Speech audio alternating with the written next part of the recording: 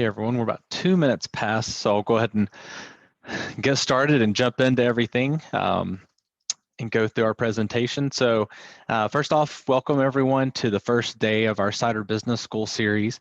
I'm Josh McKinney, I'm the CEO of Ekos. Happy to get things started for the week. Just as a heads up to everyone, I'm going to go through a good amount of information here, a lot of discussion. If my preference is for this to be interactive, so if you want to jump in to the chat, to Q&A, to ask questions as we're going through everything, please feel free to. Today is kind of again, the primer for the rest of the week. So we'll be getting into more things for reporting and forecasting, sales, and accounting as the week goes on. But today we're going to take a crack at approaching our cidery as a business and how to leverage technology through that. Again, want this to be interactive. So as I go through, if I ask any questions for anything in terms of what you're using in your cidery, in your business, jump into the chat. We'll get in there to some of those comments as we go through. So with that, I'll go ahead and get into it. So again, my name is Josh McKinney. I co-founded Ekos with my partner, Greg. He's our CTO back in 2014.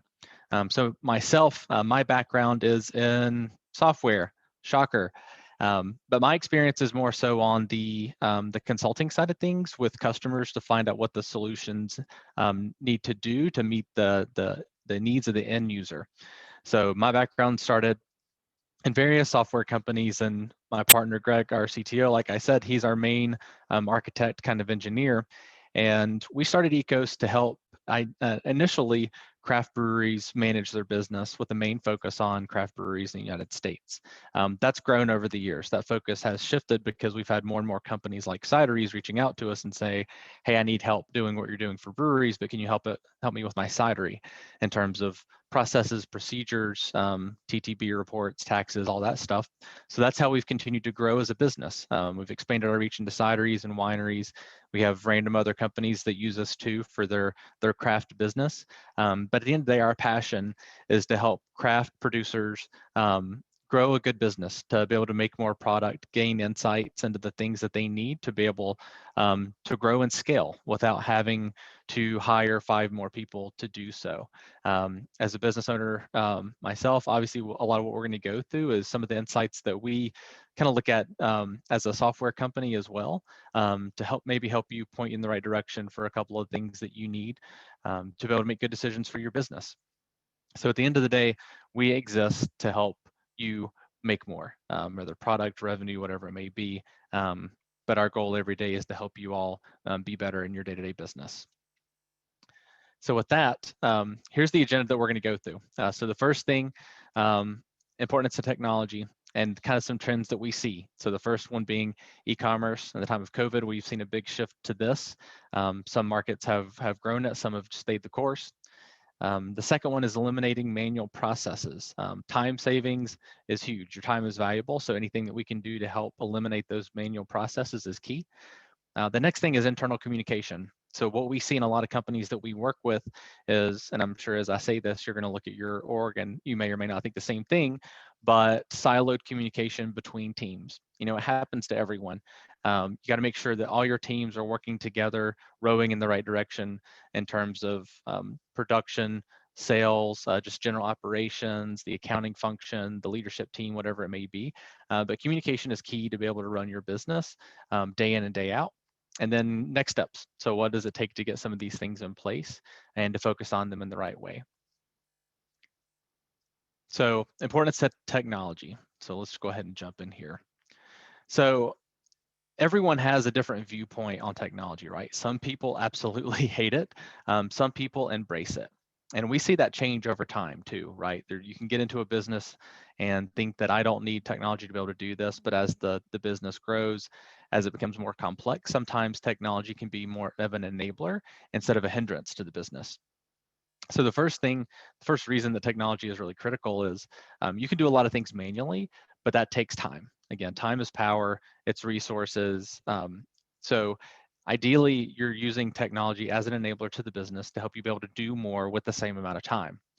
Now, the next thing is if you utilize technology to streamline your processes, again, you can be more efficient, you can get insights into the business, and you can set yourself up for growth. A lot of times what we see with us as Ekos as a company, we focus on four main pillars of a business: inventory, production, sales, and accounting. So we kind of view ourselves as a central piece of the ideal tech stack for any company, any craft producer. But what we see is as you start digging into the business, as you start getting more information on the business and optimizing your processes and everything else, you're going to start to uncover some different themes in your business. And it may be, maybe we didn't focus a lot on the materials that we're buying, either in production or for our product, for efficiencies. Maybe we're paying too much for one thing or another. Maybe we had no idea how much this cider actually costs to make. But as you start getting that information, it enables you to make key decisions for the business, so that as you grow, as you look at making decisions for the business to take that next step, it'll help inform you, so that you figure out what's best for you and for the company. And the last thing on here, it's important to look at your technology not just as one siloed piece of the business, but really building out a tech stack. And what I mean by that is making sure that as you're picking the software that you're selecting, Ekos or not, that you're picking the ones that fit the business the best based on, it could be based on your business model. Maybe you want to get to a certain level of production and just maintain that and be more efficient. Maybe you want to scale the business. Maybe you have grand aspirations to have multiple tasting rooms throughout your area. Maybe it's at the Southeast, the Northwest, whatever it may be. And to grow your reach in that way, that's going to take a certain level of investment and reach. And you want to make sure that your tech stack can grow with you. Some things are easier to replace than others. But as you're giving a holistic view to your business, it's important to make the decisions that's going to help you. This is where we are now, but to get to the next level, we need to go here, or we need to pick this, we need to pull this piece of technology in. So what we're going to do coming up as well is show you some of the key insights that other cideries like you are using, and maybe uncover a couple of pieces that you didn't know was out there, but might be a good solution for you. So one of the pieces of information that went into the insights we're getting ready to dig into is last year, last summer actually, after COVID hit, we did a huge analysis of our customer base and other companies to see what the tech stack was that people were using out in the market. So we looked at accounting software, point of sale, e-commerce, inventory management, CRM, even instant messaging, to figure out what companies like you were using to run the business, to really be able to dig into that. And we saw different things across the board, from how different breweries and cideries were, as well as the difference in companies in the US compared to companies in Canada, for example. So the main ones that we focused in on were in North America. We got a ton of insights. We're going to go through some of it, but if you want the full report, you can go to our website at goecos.com and you can download that full report. And again, it gives a lot of insights into the mix of tech and enablement that everyone is using to be able to grow the business. So if you haven't seen it already, I'd recommend you go to the website and download it, but we're going to go through some of those key pieces coming up in just a second. So kind of like I mentioned, you want to make sure you have the right tech stack. Ideally, you're making sure that these things are connected to each other. And what I mean by that is that you're syncing the information back and forth so that you're not having to do so many manual processes. We'll touch on it a little bit, but I'm sure a lot of you have outsourced accounting for your needs. So we're going to touch on accounting in a big way on Thursday with one of our partners, Maria Pierman. She's going to go through a bunch of stuff. But ideally, you're making that process as efficient as possible, so you're not having to pay a lot of hourly fees to your CPA, to your accountants, to give that information. So if you're not using a tech stack now, kind of like we have outlined here with Ekos, syncing to your books or anything else, more than likely you're going through and you're pulling these spreadsheets for this information, getting these files for this information. You're kind of bundling all that up and you're sending an email either once a week or once a month over to your accountant so they can go through and get the books in the right order. Ideally, we're making that process as seamless as possible, and we're doing it in a way that's extremely efficient with your time, so that you're not having to spend all that time getting all the information together for your accounting pieces and your taxes. So whenever we did our tech stack analysis, this is what we saw. So this was the main call outs for each of these different categories that we saw for different cideries based in North America.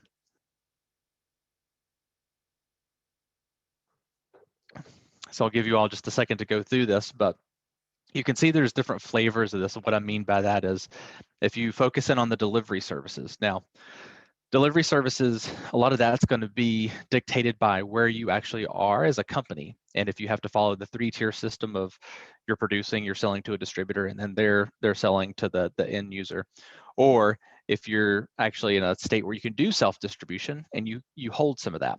Maybe some of you have a mix. In this analysis that we did, what we saw was about 65% of our customer base was doing some form of self-distribution, and that was either directly to the retailer or some of that was also to consumers.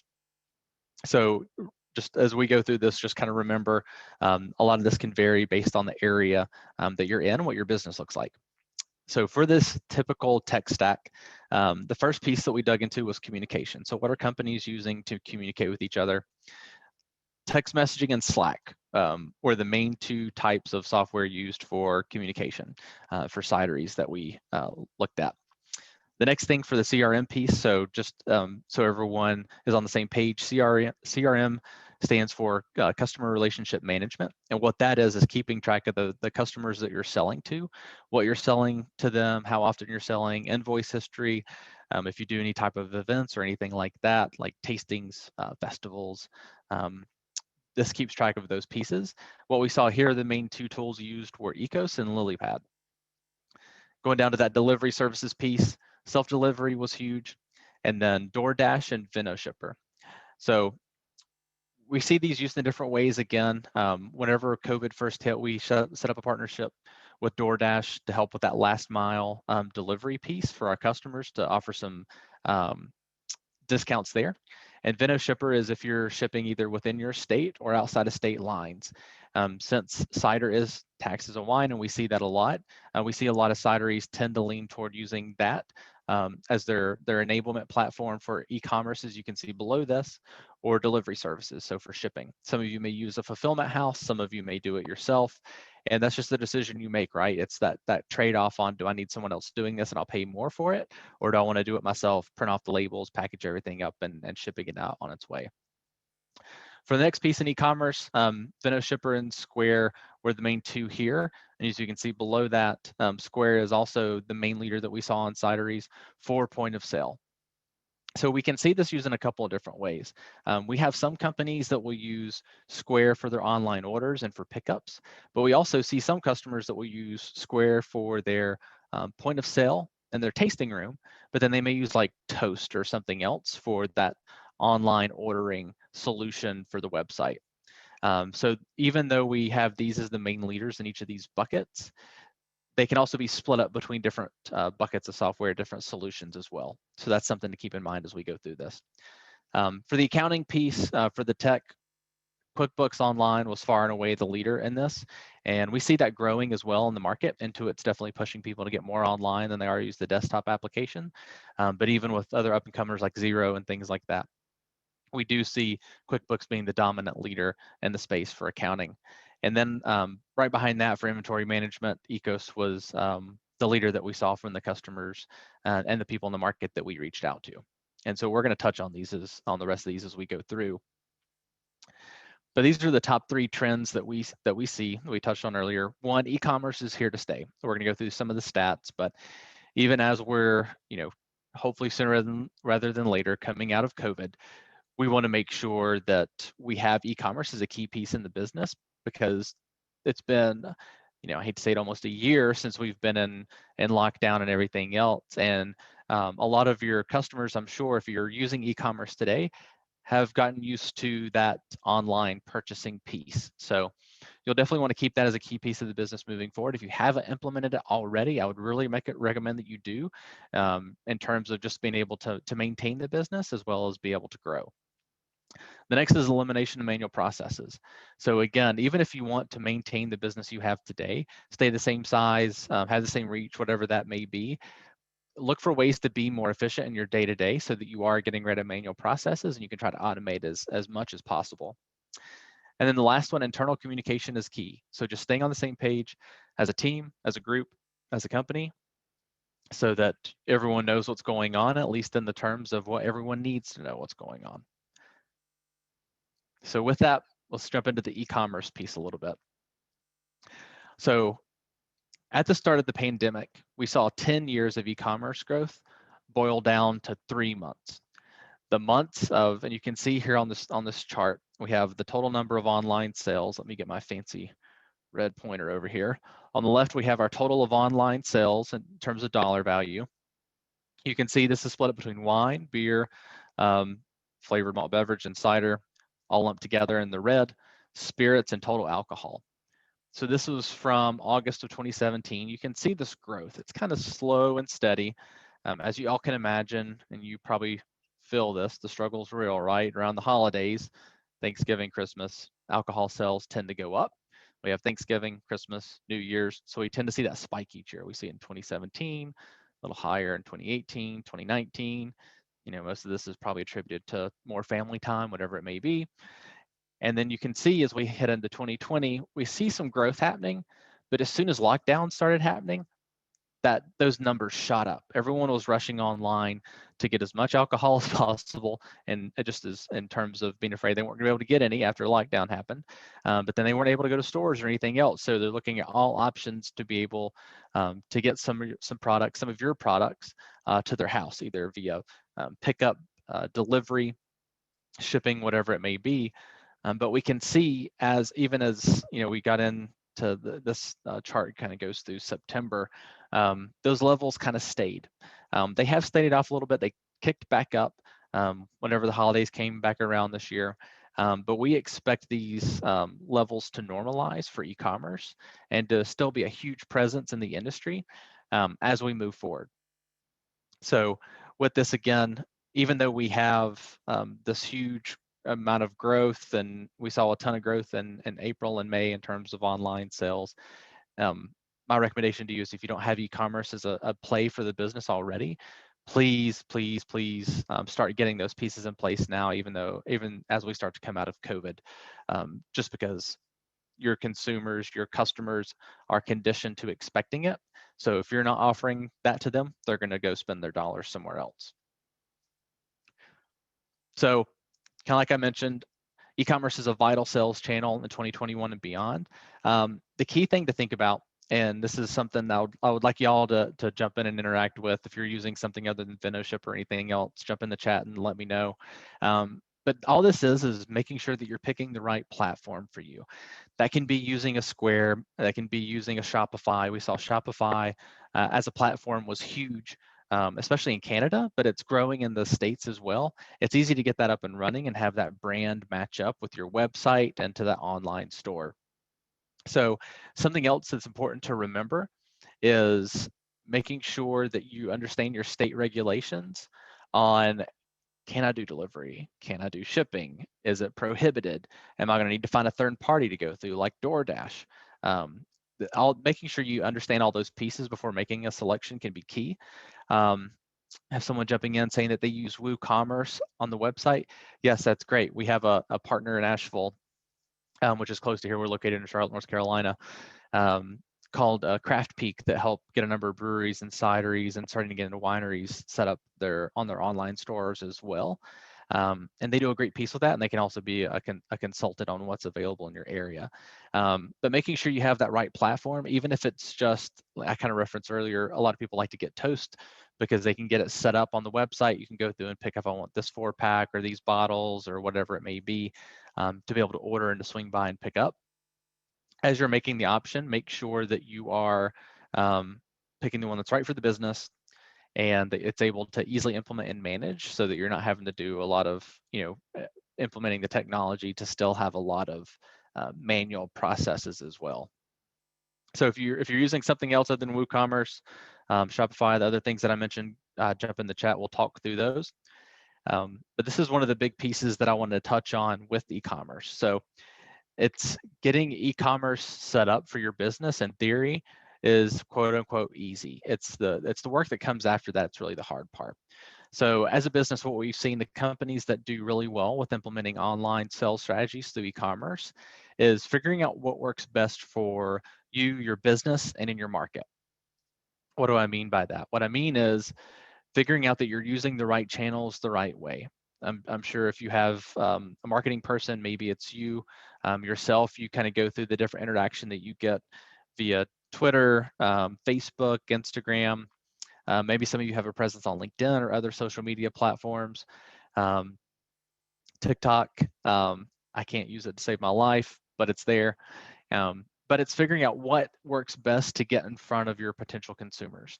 And it's good to try these things, because the reality is you can get the store set up, but it's not like you get the store set up and then people are coming and they're like, oh, in this example, South City, one of our great customers is, oh, I got this store set up. Now everyone's they're gonna come and start buying from us. It doesn't really work that way. You have to push people to your site. Other people, I'm sure you go through some of the, maybe it's your competitors, maybe it's just other people in the industry, look and see what they're doing. They're testing. They're testing to see what's working, what's getting people's attention. Are those people going to our stores? Are they buying our product? Are they getting it shipped? Are they picking up? Whatever else it may be. You have to try these things out to figure out what works in your market with your consumer. Maybe you're in a very suburban area. Maybe you're in the city center. Maybe you're out in the suburbs or farther. It's figuring out what's going to drive the most traffic to your website and what's going to drive the most traffic to actually purchase goods from you.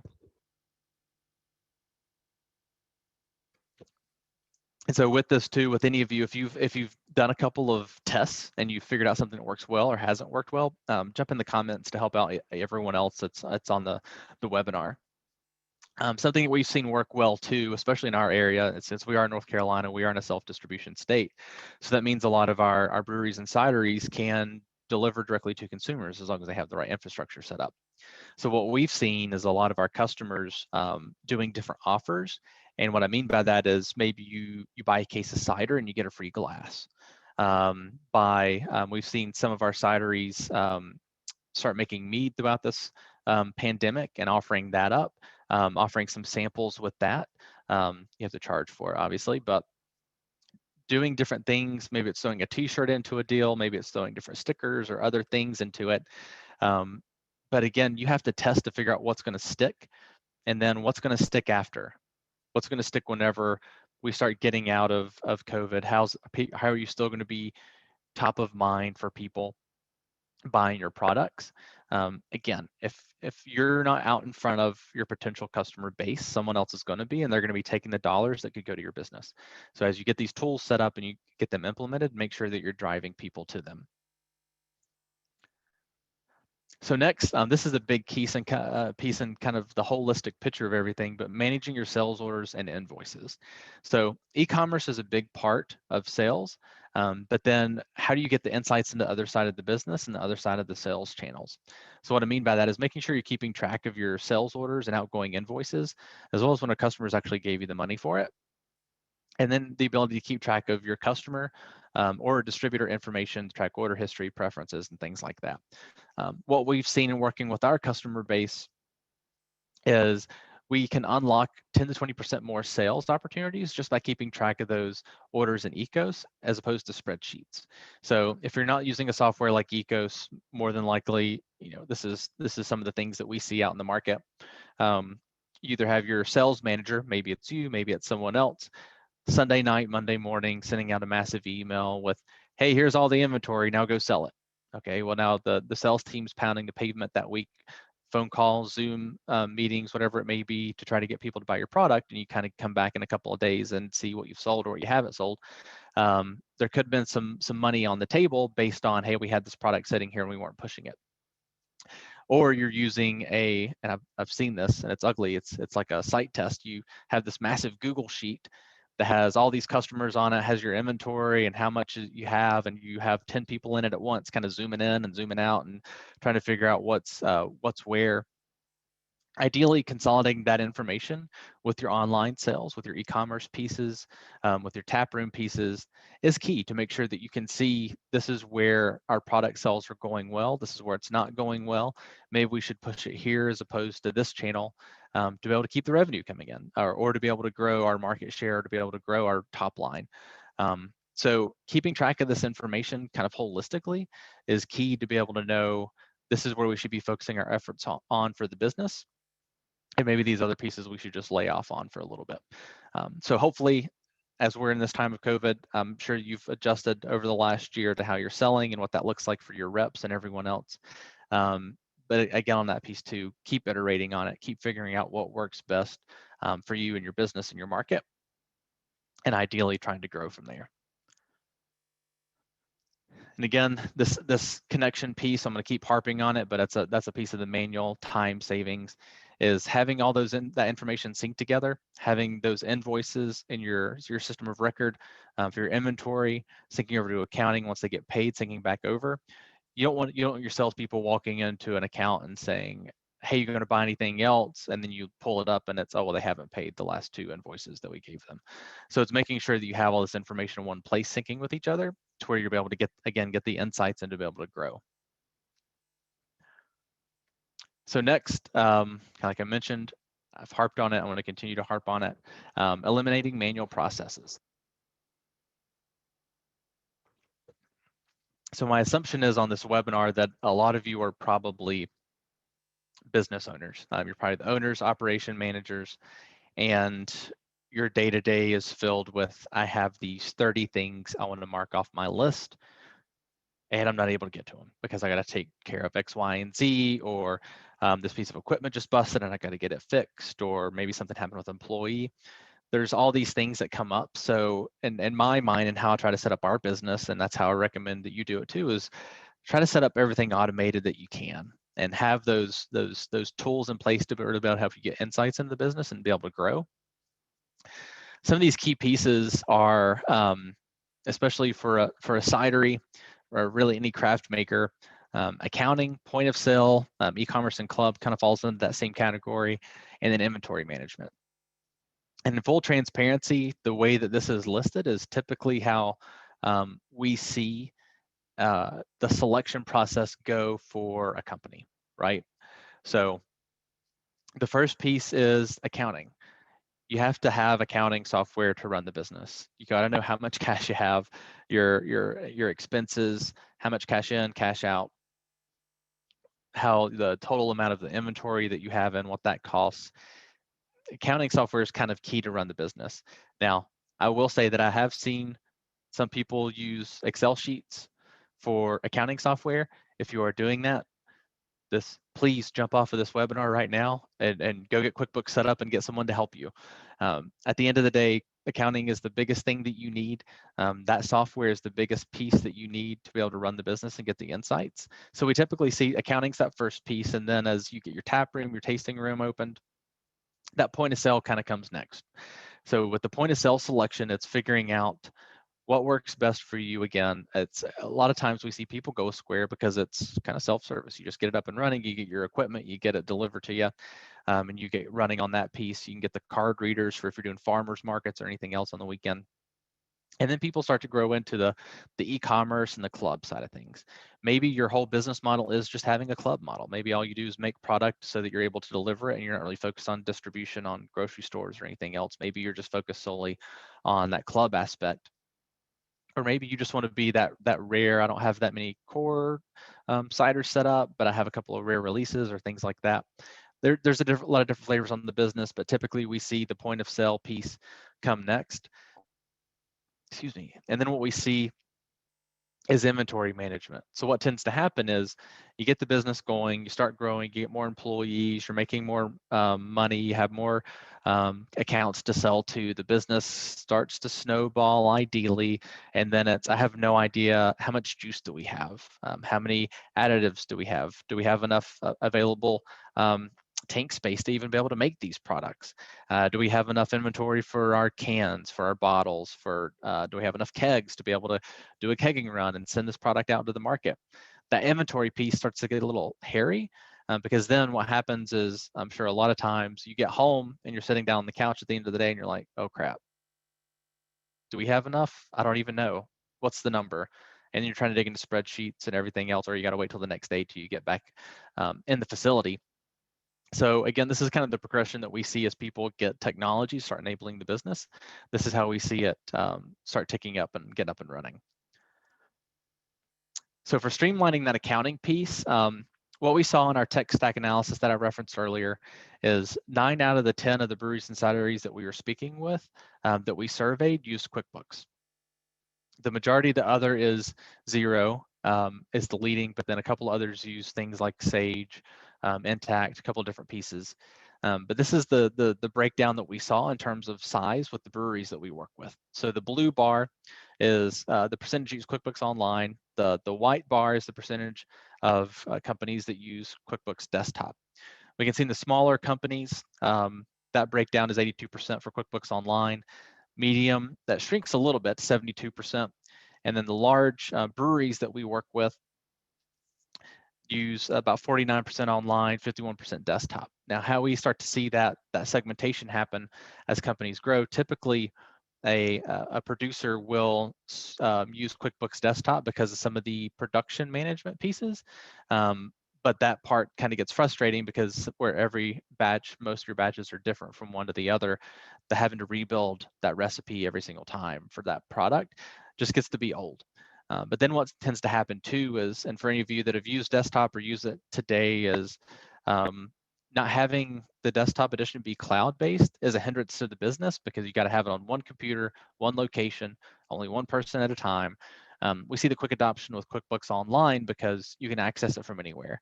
If you're at home, if you're on the road, if you're on your phone, if you are at your desk, QuickBooks Online makes it a lot easier for accessibility. So any tech that you're reviewing, my recommendation to you is you make it make the selection that it's actually accessible as well as you're going through your day-to-day jobs. So the next piece on the e-commerce and the point of sale piece, this is the breakdown that we saw between companies. On the far left for point of sale, breweries, 36% Square, 14% Arrived. We didn't see a high adoption of Arrived for cideries, but that doesn't mean it's not a good solution. We have a ton of customers that work with Arrived, easy to use for the tap room, the tasting room to get up and running, easier for your customers to use. They also have an e-commerce piece. If you haven't evaluated it before, I'd recommend that you do. Canadian breweries, we saw 33% using Touch Bistro with 26% using Square. And then for US cideries, very high percentage, 59% using Square. And the second after that was 11% using Clover. So you can kind of see point of sales all over the place. If you download the tech stack analysis and you look at it there, I'm sure you all know this because you've evaluated it. More than likely is there's a million options for point of sale solutions. They're just all over the place. So again, that's doing the due diligence up front to figure out what the best piece or the solution is for you is key. And with this, you can see on the e-commerce piece that 56% of the customers that we surveyed do some type of e-commerce. Now you can see how that breaks up on the side over here. 32% of those that answered that they were doing e-commerce had a delivery option available. Now again, we see this separated in between doing self-distribution. So a lot of our companies that do self-distribution directly to the retailer, they have their company set up now too to just be able to do direct to the consumer in terms of online orders. So some companies have it set up to where you can go online, place the order, and then the expectation settings kind of, it'll be on your doorstep in like 2 days. But a lot of those exceed those expectations. It just depends on the order volume. That next piece in the 50% is really key, and it's making sure you have curbside pickup options. We've seen companies that have set up kind of a curbside store out in front of your facility, either if you're lucky enough to have the space to be able to have a drive-through, or parking spots reserved for if you're doing a quick pickup. Anything to be able to get your product in your customers' hands is key, and making sure that there's not much friction in that process as well. You don't want someone coming to your website, want to know where your product is, and either you have a cider finder or you have the ability to be able to purchase your product and pick it up. You want that process to be as frictionless as possible and as smooth as possible, because if you can make that easy, you're going to be able to convert them into a customer, as opposed if they have to jump through a bunch of hoops getting onto your website and to get your product, more than likely they're going to go pick another option. And so we can see here at the bottom, Square was used the majority of our breweries and cideries, and we did see Shopify used a heavy amount like I referenced in Canada. So these are a number of questions to ask vendors, and this goes through the spectrum. This is from your accounting, your point of sale, your e-commerce, your club, your inventory management, whatever it may be. When you're dealing with a software company, you want to make sure that you know what you're getting into before you get into it.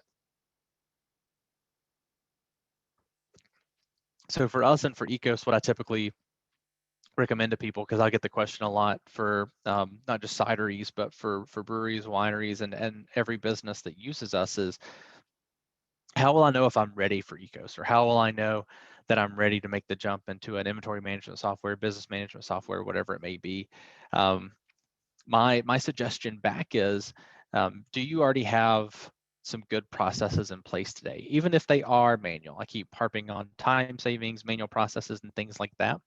If you kind of step back and look at your business, which if you're a business owner, a team manager, whatever it may be, I recommend you all to do it as often as possible, just to kind of get out of the weeds a little bit. I know it's hard to do. It's very hard to do, but it's good to do it every once in a while and kind of evaluate the landscape of the business and say, okay, what are our pain points now and what processes do we have in place?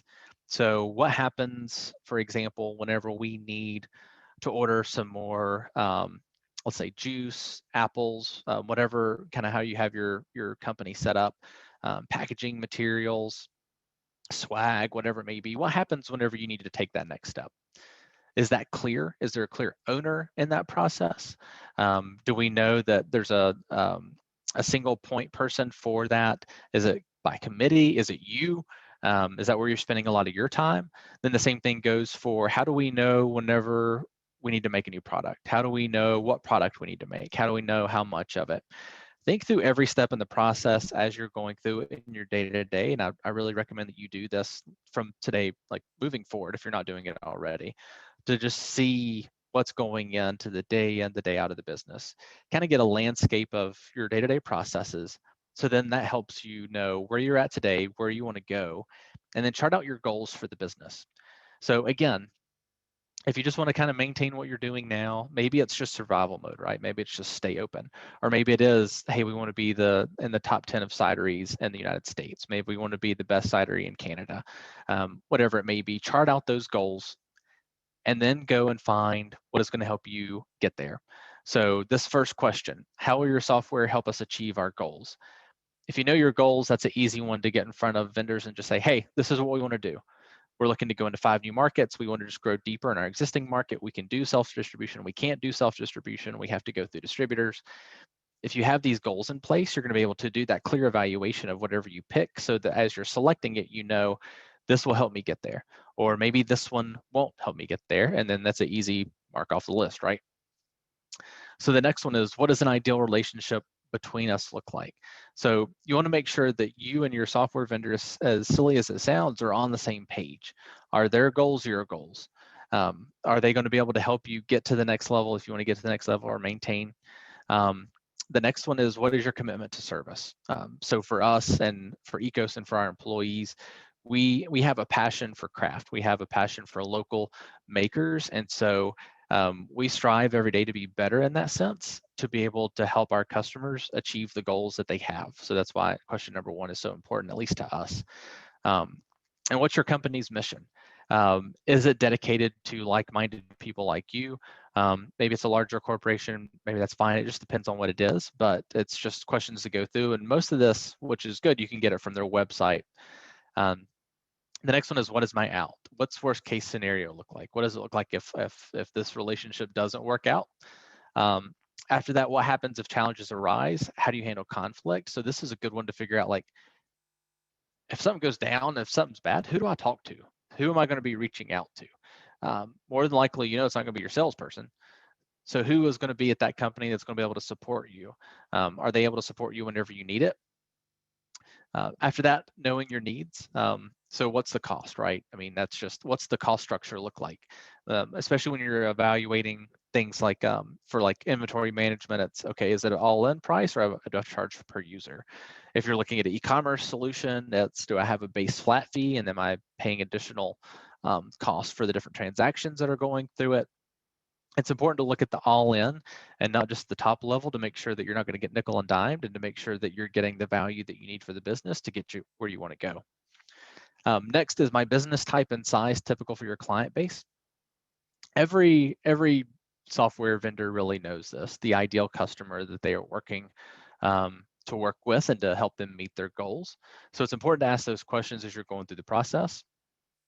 The next one is your software easy to use on a mobile device.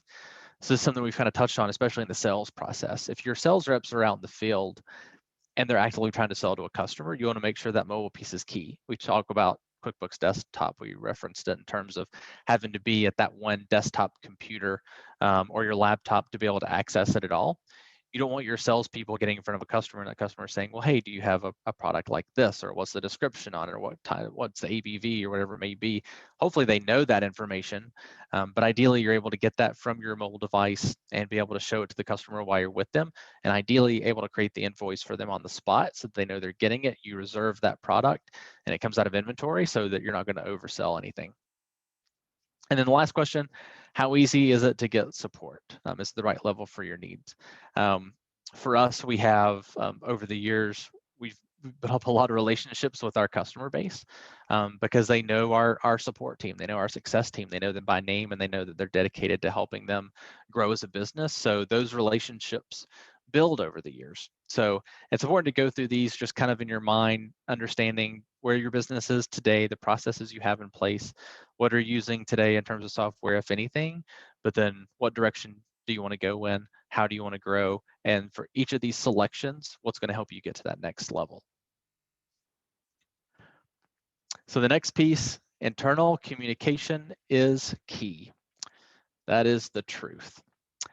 So with this, what we saw was for communication, 50% of internal communication use some type of software. We saw Slack, Teams, and Hangouts as a big part of this. Also, what that was a big part of it was text messages. Text messages are easy until you need to find information, right? Or if you're sharing documents or anything else. My recommendation at the end of the day is please don't use the text messages for the main forms of internal communication for your business. As a company, we use Slack. We use Teams for a little bit. You can use Hangouts, but Slack is really ideal for us because it hooks into a lot of things and it enables a lot of communication and allows everyone to be on the same page. So please, if you're just using text messaging now, at least switch over to Slack. You can use it for free. You don't have to pay for it. You had a certain threshold of messages you do, but you can at least get up and running without having to pay for it. And then at least all that information's in one place moving forward. So for this, the value of communication. So more efficient and effective internal communication with your teams will help make a single source of truth. So ideally, you know what's going on everywhere. And then at the end of the day, you're going to spend less time tracking down information and more time working on the business. I kind of referenced the accounting piece earlier. You don't want to get into it at the end of the month and you got to dig through all these different things or whatever else. You can add your accountant to like Slack, for example, and you can work with them collaboratively through there as opposed to digging up all the information, putting in an email and sending it over.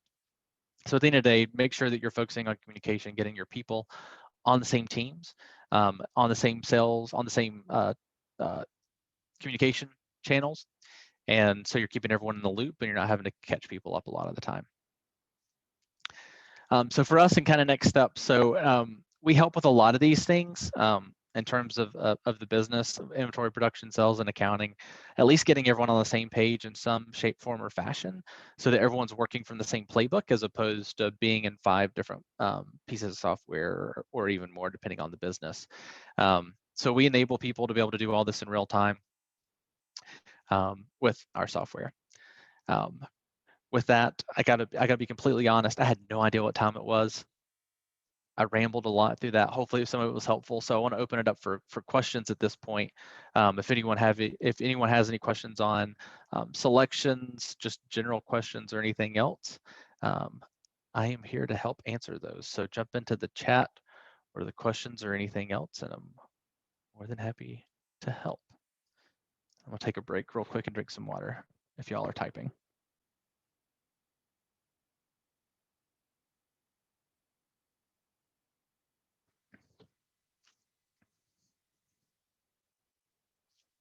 Oh, I didn't mean to go forward yet. No questions? Come on, people. Quiet bunch.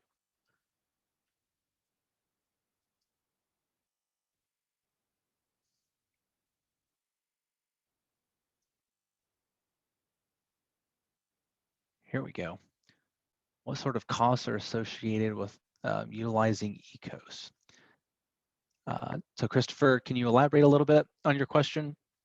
Do you mean like cost to get to use the software, or cost that you keep track of within the software?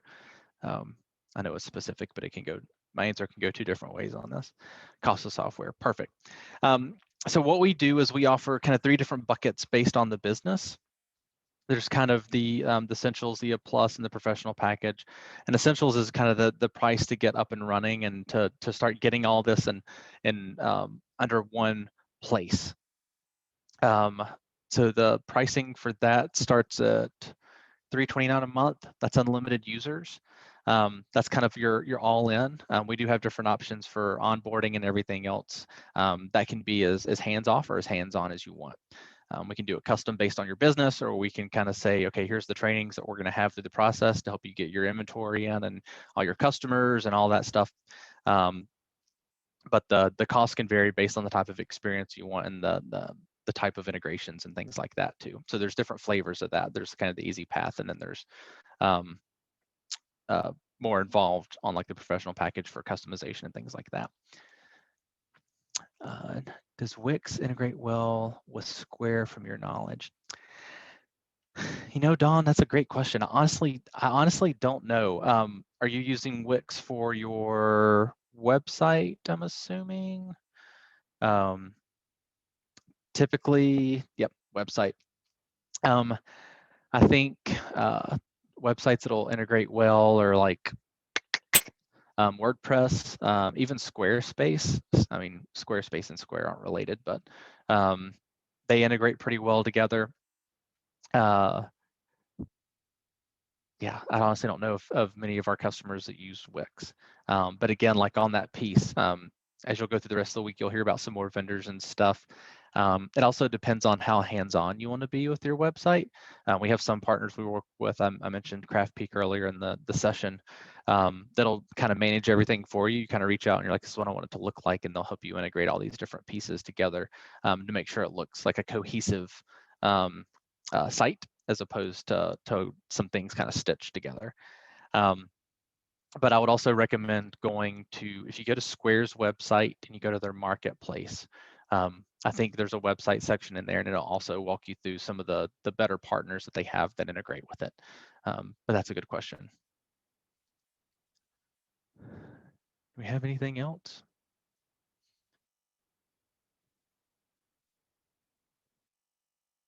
No, not see anything. Yeah, Don, no problem. Okay, everyone. Well, I appreciate your time and attention today. So make sure you tune in tomorrow for day 2, forecasting and planning. So one of our awesome success specialist, Josh, is going to be going through how to better utilize forecasting and planning for your business.